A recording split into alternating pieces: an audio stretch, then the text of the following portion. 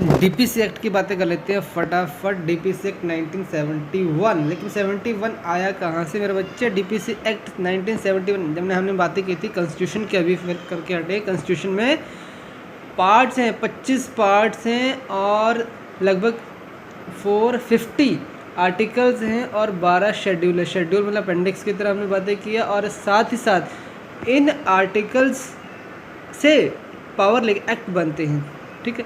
In article से power लेकर act बनते हैं। एक्ट के अंदर चैप्टर होते हैं, चैप्टर के अंदर सेक्शन होते हैं, ठीक है। और हमने साथ ही बात की थी रूल्स और रेगुलेशन भी होते हैं जो कि बनती हैं एक्ट से पावर लेकर, ये बनती हैं रूल्स एंड रेगुलेशन, ठीक है। समझ में आ गई बात? पूरा कहानी समझ में आ रही, क्लैरिटी आ रही है, एक फ्लो समझ में आ रहा है।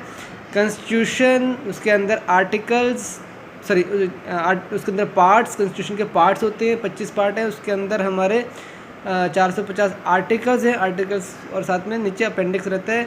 अपेंडिक्स समझ लो उसकी तरह ही शेड्यूल्स होते हैं, जो कि एक शेड्यूल बहुत सारे आर्टिकल से लेना देना हो सकता है। और आर्टिकल से पावर लेकर एक्ट बनता है। एक्ट के अंदर हमारे होते हैं चैप्टर, चैप्टर के अंदर होते हैं हमारे सेक्शन, ठीक है। और साथ ही साथ एक्ट से पावर लेकर हमारा बनता है रूल्स एंड रेगुलेशंस, ठीक है। हमने उसकी बातें की थी।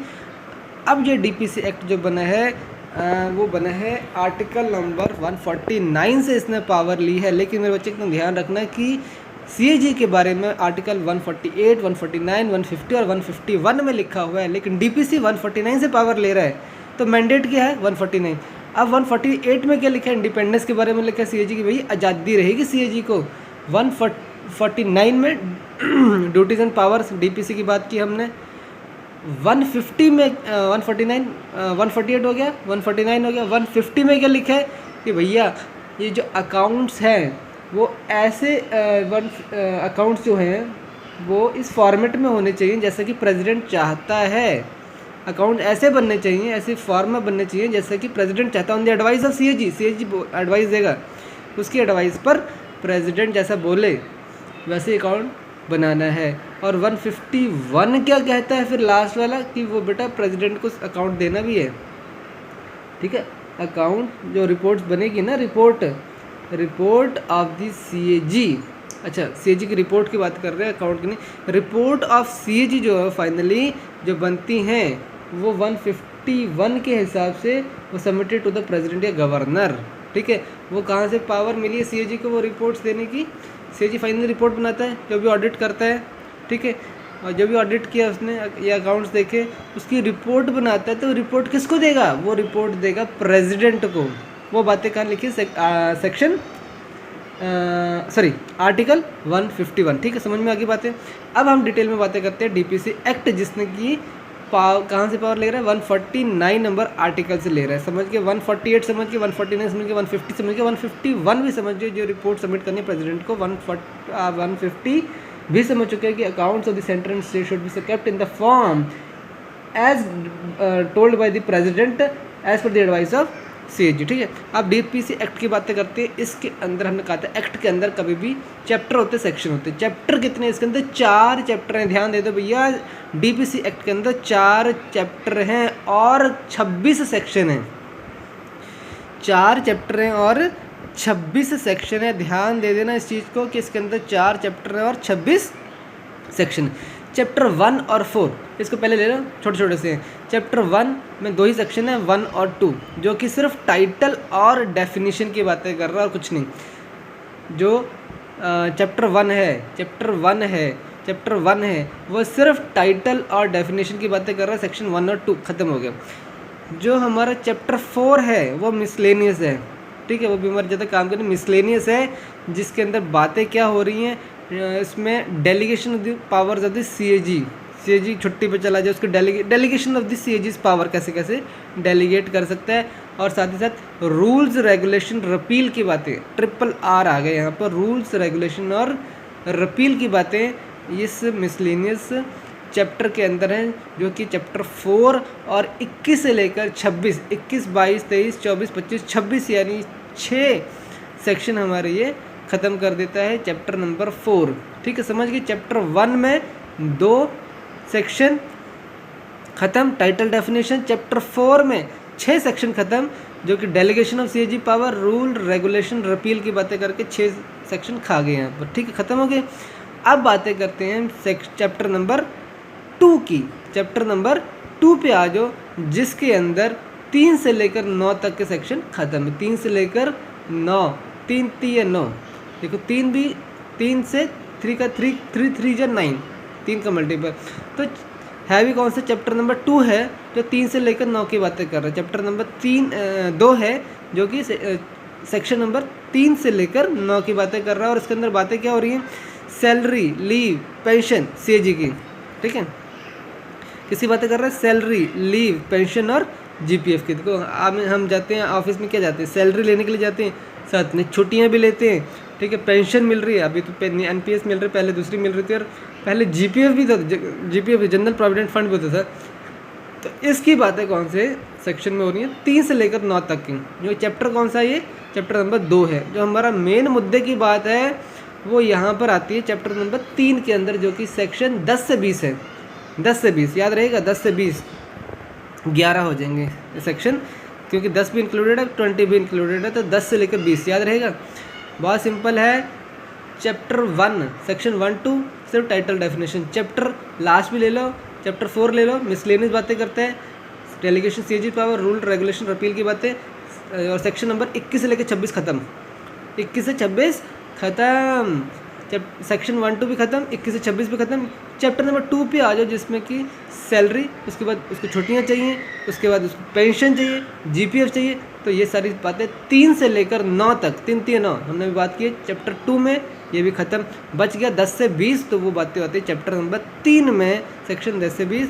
फटाफट देख लेते हैं। ये क्या कहते हैं? देखो, ये पैक सिस्टम से बना है। सेक्शन नंबर 10 का मतलब होता है टो, 10 मतलब टो क्या कर रहा है? देखो, ये कर रहा है कंपाइल कर रहा है अकाउंट्स को, अकाउंट्स की बातें आएंगी तो बेटो CGSG UT, central government, state government और यूनियन टेरिटरी। ठीक है, central government president, state government में गवर्नर हेड होता है, और यूटी में एडमिनिस्ट्रेटर हेड होता है। ठीक है, तो सेक्शन 10 किसके बातें करता है कि कंपाइल करूंगा मैं अकाउंट्स को, इन तीनों के। ठीक है, आज सेक्शन नंबर 11 पर टोट, बच्चा। अब जब ये बातें कर रहे हैं, जो भी हमारा पैक सिस्टम में जो नंबर होगा वो समझ लो सीएजी है। तो बच्चा कह रहा है ये कंपाइल्ड अकाउंट जो किए हैं वो देगा। कंपाइल्ड अकाउंट जो बच्चा है ये दे रहा है, किसको दे रहा है? CGSG या फिर यूटी को दे रहा है, मतलब इनके जो मेन हेड है उनको दे रहा है। हेड कौन है? प्रेसिडेंट, गवर्नर या फिर एडमिनिस्ट्रेटर। ठीक है, तो कंपाइल्ड अकाउंट को उनको देना है, तो सेक्शन 11 कहते हैं। अब ये बातें और भी कोई कर रहा था, कौन कर रहा था? आर्टिकल 151 में भी हमने इसकी बातें की हैं। आर्टिकल 151 में कि जो भी कंपाइल्ड अकाउंट्स हैं वो किसको देने, सबमिट करने? प्रेसिडेंट, गवर्नर या फिर, तो वही बातें यहाँ पर भी वो इस सेक्शन में भी बोल रहा है, सेम बातें जो वहाँ पर आर्टिकल 151 में हम करके आए हैं। ठीक है, अच्छा आर्टिकल की बातें कर ही लिए, तो आर्टिकल फिर से बता दो एक बार। आर्टिकल 149 तो डीपीसी की बातें हम इसके अंदर कर ही रहे हैं। 151 हमने अभी बोला कि अकाउंट्स देने हैं, सॉरी यस, ये यहाँ पर बात हो रही है कंपाइल्ड अकाउंट्स की। कंपाइल्ड अकाउंट्स की बातें कर रहा है यहाँ पर। आर्टिकल 151 में किसकी बातें की थी? रिपोर्ट्स देनी है। यस, ऑडिट की रिपोर्ट्स बनाई है, जो report is different than the accounts. Report हमने ऑडिट किया और उसकी एक रिपोर्ट बनाते हैं। ठीक है, जो भी पैराज लिखे, जो भी ऑब्जेक्शन लिखे, जो भी ऑब्जर्व किया है हमने ऑडिट के दौरान, वो जो रिपोर्ट बनती है वो सबमिट करनी है प्रेसिडेंट को या फिर गवर्नर या किसको करनी है? एडमिनिस्ट्रेटर। वो बातें थी आर्टिकल 151 में, तो दैट इज़ डिफरेंट। यहाँ पर किसको दे रहा है ये अकाउंट्स, कंपाइल्ड अकाउंट्स, कंपाइल किया अकाउंट और कंपाइल्ड अकाउंट्स को दे रहा है, किसको? प्रेसिडेंट, गवर्नर या यूटी को। ठीक है, समझ गए? तो यहाँ अकाउंट्स की बातें, तो दिस इज़ डिफरेंट। तो ये बातें, बच्चे वाली बातें गलत हो, मतलब अलग है आर्टिकल 151 से। वहाँ रिपोर्ट्स की बातें थी, यहाँ पर अकाउंट्स की बातें, कंपाइल्ड अकाउंट्स की बातें। ठीक है, तो बच्चे की बातें हो गई हमारी। आज सेक्शन नंबर 12 पर, 12 के अंदर टिन का डब्बा जिस पे लिखा है हेल्प मांग रहे हैं कौन? CG और SG। ये असिस्ट करेगा जब भी CG SG हेल्प मांगेंगे। यहाँ पर तीसरे भाई को भी ले लो उसको। जब भी ये लोग हेल्प मांगेंगे तो हमारा ये CAG हेल्प करेगा उनकी, समझ गए बात। तो असिस्ट एंड इन्फॉर्मेशन प्रोवाइड करेगा CGSG-UT को। आगे आ जाओ सेक्शन नंबर 13 क्या है, टॉम्ब होता है। जैसे ही टॉम्ब का ढक्कन खोला CG ने, जैसे ही टॉम्ब का ढक्कन खोला CG ने, अंदर देखा बहुत अकाउंट पड़े हुए हैं। अकाउंट ही अकाउंट पड़े हैं। किस चीज़ के अकाउंट पड़े हैं, जो भी खर्चे किए हैं, जो भी एक्सपेंडिचर किया है किसने, कहाँ से, कंसोलिडेटेड फंड ऑफ इंडिया से जो भी खर्चे किए हैं। देखो जो भी कंसोलिडेटेड फंड्स ऑफ, ये लिखा उसके ऊपर, अकाउंट्स के ऊपर लिखा हुआ है खर्चे किए हैं कंसोलिडेटेड फंड ऑफ इंडिया से, कंटीजेंसी फंड से, प्रोविडेंट फंड से, और साथ ही साथ जो भी trading, manufacturing, profit and loss और बैलेंस शीट है इसका भी कौन करती, कंपनीज, गवर्नमेंट, PSU उसकी बातें जब होती है, पब्लिक सेक्टर, गवर्नमेंट, जो जिसका गवर्नमेंट कंपनीज कौन सी होती है, जिसका गवर्नमेंट का share greater than equal to 51% रहे तो, ठीक है। तो इन सब को जैसे टॉम्ब खोला, जैसे ही टॉम्ब का ढक्कन खोला तो अंदर क्या मिला CG को, अरे इसके अंदर तो वो सारे खर्चों के बही खाते हैं जो कि खर्चे हुए हैं कंसोलिडेटेड फंड ऑफ इंडिया से, जो कि खर्चे हुए हैं कंटीजेंसी फंड से, जो कि खर्चे हुए हैं प्रोविडेंट फंड से, और जो कि PSU से खर्चे, जैसे कि मैन्युफैक्चरिंग और ट्रेडिंग अकाउंट और profit and loss account, balance sheet, ये सारे के सारे CAG की ड्यूटी है। CAG का बेटा है, अरे मेरी ड्यूटी है कि इन सब का मैं क्या करूं, इन सब का मैं ऑडिट करूं, क्या करूं, इन सब का ऑडिट करने हैं मुझे। ओके, तो ये किस में आता है, सेक्शन नंबर 13 में, सेक्शन नंबर 13 में आ गया, ठीक है। तो इसको कहते हैं जनरल प्रोविजन, इसके तो करना ही करना है। CAG बेटा है, अरे यार ये तो जनरल मेरा काम है, जनरल काम करना ही करना है कि जितने भी खर्चे हो रहे हैं कंसोलिडेटेड फंड से, कंटीजेंसी फंड से, प्रोविडेंट फंड से, या फिर जो PSU खर्चे जैसे कि हो गया manufacturing, trading, profit and loss, balance sheet का मैं क्या करूं, ऑडिट करूं, यही मेरा काम है, जनरल प्रोविजंस। और सेक्शन 14 पे आ जाओ, टायर है। टायर देखो, टायर को फाइनेंस कर रहा है, जो कि SG और CG ने फाइनेंस कर रखा है। तो इसके अंदर इनपुट यानी रिसिप्ट या एक्सपेंडिचर, इस टायर के अंदर आ रहा है रिसिप्ट और बाहर जा रहा है एक्सपेंडिचर, यानी जो भी खर्चे, इस जो भी फाइनेंस हुआ है, जो भी फाइनेंस हुआ है central government, state government, UT से, उसके जितने भी रिसिप्ट्स हैं और उसके जितने भी एक्सपेंडिचर है उसका ऑडिट होगा। टायर को SG पैसे देती है, उसका रिसिप्ट एंड एक्सपेंडिचर का ऑडिट CAG करेगा, तेरा भाई करेगा, CAG करेगा उसका ऑडिट, जो भी खर्चे, जो भी फाइनेंस हुआ है CG एंड SG से। सेक्शन 14 हो गया हमारा। सेक्शन 15 पे आओ। 15 जो है टावल के लिए, टावल इतना महंगा है कि जो भी कॉरपोरेशन हैं वो उसको लोन लेकर ख़रीदा हुआ है, यानी लोन यानी ग्रांट, जो भी ग्रांट किसने दिए, ये जो CG ने दिए या SG ने दिए, ये जो लोन दे रखा है, ये जो लोन दे रखा है इस कॉरपोरेशंस को, फॉरेन को नहीं, फॉरेन बॉडीज़ को नहीं, फॉरेन को मत समझना, ये भी तो जो ये लोन दे रखा है इस सेंट्रल ने, स्टेट ने, इस कॉरपोरेशंस को, वो उस लोन का भी ऑडिट करेगा CAG कि कितना लोन दिया है, कैसे दिया, उसको ऑडिट करना है इसको, ठीक है।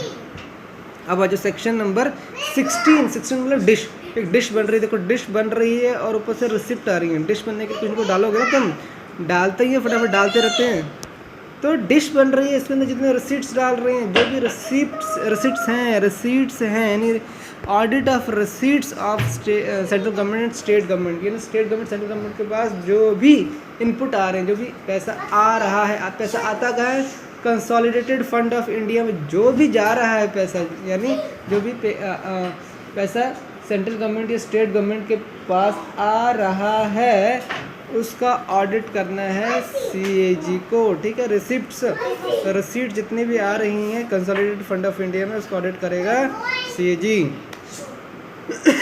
सेक्शन 17 पे आ जाओ। 17 किसको कहते हैं, डॉग को कहते हैं। डॉग यानी हम क्या, वॉच डॉग हैं, तो वॉच डॉग यानी CAG स्टॉक्स की पहरेदारी करेगा, यानी उसके अकाउंट्स का भी ऑडिट करेगा, स्टोर्स के अकाउंट्स का भी ऑडिट करेगा, सिंपल है। सेक्शन 18 का जो डव के पास पावर है, देखो डव के पास पावर है कि CAG और SG को बोलेगा इधर अभी अपने अकाउंट्स लेकर आ, मैं यहाँ मंगवा रहा हूँ तो यहाँ तो अकाउंट्स लेकर आएगा, मैं ऑडिट करूँगा उसका, तो उसके पास पावर है कि वो CG SG को बोले इधर आओ जहाँ भी मैं चाहता हूँ तुम अकाउंट लेकर आओगे, मैं उसका ऑडिट करूँगा। समझ गए? सेक्शन 18 सेक्शन 19 पे आ जाओ फटाफट। टब है, देखो टब है, ऊपर कंपनी है, कॉरपोरेशन हैं, थोड़ी शांति रखो भाई। कंपनी है, कॉरपोरेशन हैं, और सीएजी ऑडिट करेगा इन सभी कंपनीज, गवर्नमेंट कंपनीज और कॉरपोरेशंस, जो कि ये टब की बातें हो रही हैं। ठीक है, याद रहेगा। अब सेक्शन 20 पे आ जाए। लास्ट नोज नाक घुसा रहा है, audit of account certain authorities और बॉडीज़। ठीक है, इसमें क्या कहता है कि नोज घुसा रहा है। तो ये देखो यहाँ पर क्या है, ये सेंट्रल गवर्नमेंट या फिर स्टेट गवर्नमेंट हेल्प मांग रही है भाई। इस पर्टिकुलर तुम लिखा तो नहीं है तुम्हें कि तुम्हें इसका ऑडिट करना है, लेकिन हम चाहती हैं कि तुम इसका ऑडिट कर दो। तो ये रिक्वेस्ट कर रही है सेंट्रल गवर्नमेंट को, प्लीज़ प्लीज़ प्लीज़ इसका ऑडिट कर दो। तो उसकी रिक्वेस्ट पे सीएजी कर सकता है। दूसरा, सीएजी खुद अपनी कहीं पर भी नाक घुसा सकता है। नोज़ है ना, अपनी नोज़ घुसाता है कहीं पर भी, हाँ ठीक है मुझे इसका ऑडिट करना है तो घुसा सकता है, लेकिन करेगा। लेकिन दोनों काम करने के लिए उसको प्रेसिडेंट, गवर्नर, एडमिनिस्ट्रेटर की पहले प्रायर अप्रूवल लेनी पड़ेगी। समझ गए कि नहीं समझे? अगर central government, state government request करे सीएजी कि भैया इसका ऑडिट कर दो, तो कर देगा वो। या फिर खुद अपनी नाक घुसा सकता है कहीं पर कि मैं इसका ऑडिट करना चाहता हूँ, मुझे लग रहा है कि ये है तो प्राइवेट कंपनी है लेकिन बहुत बड़ी है और इसके अकाउंट मुझे डाउट हो रहा है। ठीक है, इससे देश पे फ़र्क पड़ेगा तो ऑडिट करना है इसका। ठीक है, तो उसका अकाउंट कर सकता है, लेकिन पहले प्रेसिडेंट, गवर्नर या फिर एडमिनिस्ट्रेटर की अप्रूवल लेनी पड़ेगी। तो समझ में आ गया? तो ये डीपीसी एक्ट हमारा ख़त्म होता है यहाँ पर।